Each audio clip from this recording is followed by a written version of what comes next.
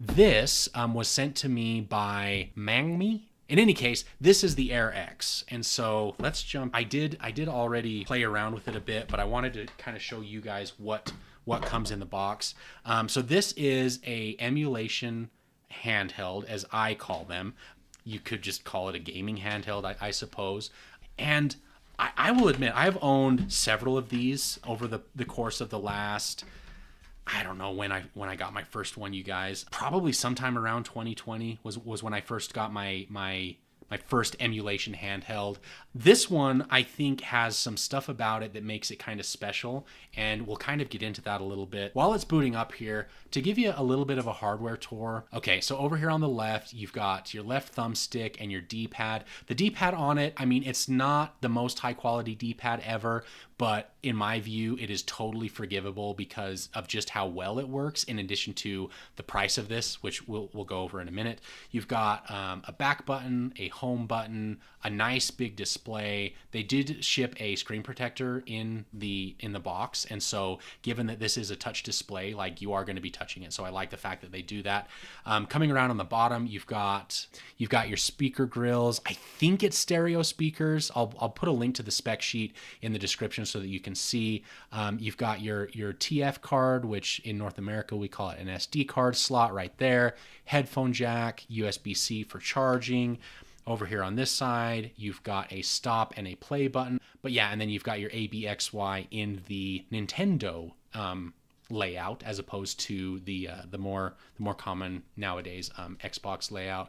Your right thumbstick. Across the top, you've got your exhaust vent. You've got really responsive triggers and bumpers.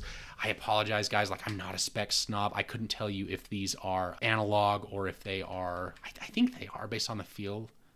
Volume rocker, and then that's about it. But I do really like the comfort of the way they've designed this. It feels, I mean, that's kind of a theme of this device, I would say, is it feels way more premium than the price tag would have you guess, and it's super responsive. Now, the reason I bring this up is because recently I discovered itch.io, where you can go in and there's a huge, like, homebrew third-party developer community that are making video games today, brand new. So I wanted to show you an example of that, and it's become one of my favorite games lately. So the emulator that I use is called My Old Boy, and the game I'm going to show you is this Kero Kero Cowboy.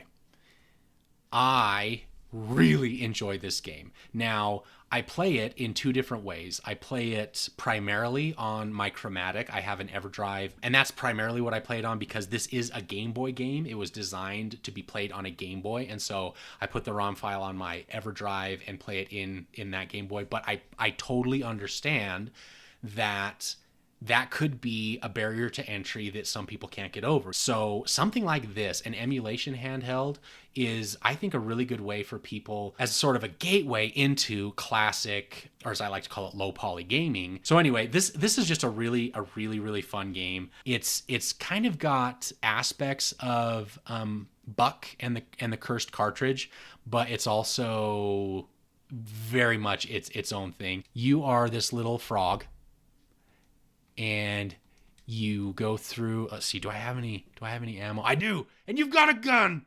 I'm a frog with a gun.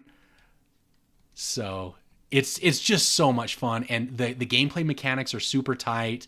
The music is phenomenal. I love the atmosphere. I mean, for those of you guys that don't know, like, I grew up in small town Utah, which has a ton of history in terms of the Old West. It reminds me of home. It reminds me of games that I used to play growing up. And so it's a great game.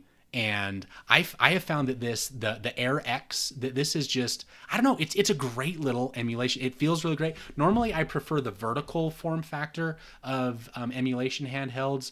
in as much as I mean, I don't use them anymore now that I've discovered the likes of ModRetro, Homebrew Factory, Incubate, the fact that you can still get, and even just like an EverDrive cart, being able to play on an actual cartridge-based console. But again, I think that if you are someone that maybe are younger, you didn't have any of this style of game, 8, 16, 32-bit games when you were younger, and you're kind of wanting to test the waters to see what it's like, I could wholeheartedly recommend the Air X as a good starting spot.